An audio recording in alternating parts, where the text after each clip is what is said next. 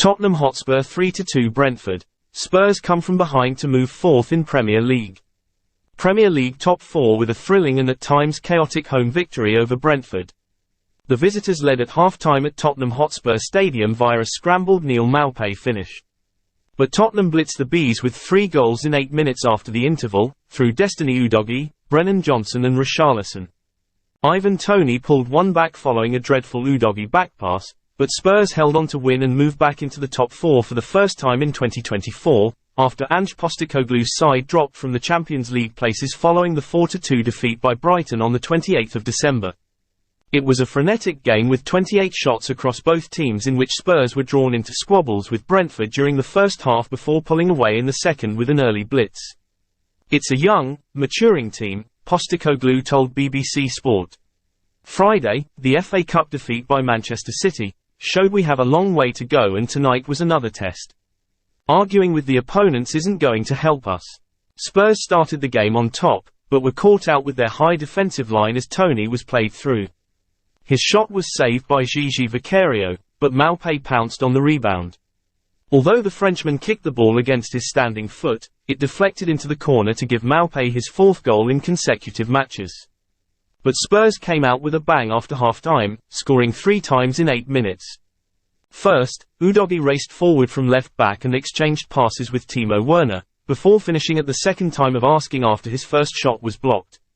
73 seconds later, Werner was the provider again with a low cross from the left finished from close range by Johnson with just his second touch after coming on as a half-time sub, before Richarlison completed the goal rush with the follow-up after Maddison's shot was deflected. Richarlison has now scored 7 goals in his past 7 league appearances, 1 more than he managed in his previous 47 top-flight outings. Spurs allowed Brentford back in the game in farcical circumstances, with Udogie playing a back pass straight to Toney, who calmly slipped the ball past Vicario for his 2nd goal in as many matches since returning from his 8-month ban for betting offences. But Brentford could not find an equaliser and remain 15th, just 4 points above the relegation zone. Maddison sharpens his tools on Spurs' return. Much of the focus before the game was on James Maddison, who made his first start since the 6th of November following his return from injury off the bench against Manchester City. Maddison was crucial in Spurs' electric early season form, and his last start before injury came against Chelsea at home, their first league defeat of the season. Spurs fans were hoping the England midfielder could inspire them back into the top 4, and a jinking run through the defence after 10 minutes, before being crowded out in the area, gave hope he could make the difference in attack. But Spurs' comeback after the break came when Maddison was moved into a deeper role, with Johnson introduced at half-time in place of Oliver Skipp as part of a double substitution. While Maddison did find himself in the area to inadvertently assist Spurs' 3rd, the change of shape allowed Werner and Johnson to flourish out wide. "He's been out for a while. Today he showed why we missed him so much," Johnson told Match of the Day. "He has the X factor.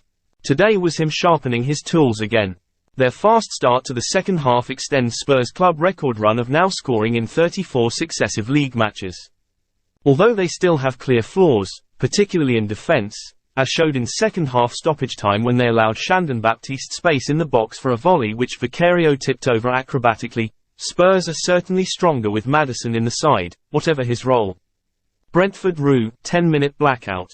Brentford played Tottenham perfectly in the first half, both in exploiting their high line. Mads Roslev finished a slick move minutes before Maupay's opener, only for Matthias Jensen to be caught offside in the build-up, and in getting inside their heads. Maupay was central in needling the Tottenham players, encapsulated by him replicating Maddison's darts-throwing celebration following the opening goal. His celebration aggravated some of the home supporters and Maddison himself, who shared an unfriendly exchange of words and head pats with Maupay afterwards. It clearly riled Maddison's teammates too, with both Johnson and Richarlison pulling out the darts celebrations after their goals as Brentford capitulated in a 10-minute spell which manager Thomas Frank rued. "We frustrated them with the high press, we were good with the low block, on the break and transition we were very dangerous," Frank told Match of the Day. "Then we had a blackout, so it is about being smarter. The second goal is the most disappointing, don't concede from the kickoff." The Bees have now dropped a league-high 23 points from winning positions this campaign, and have lost 5 league games this season after scoring the opening goal, more than any other side in the division, and once more than Tottenham.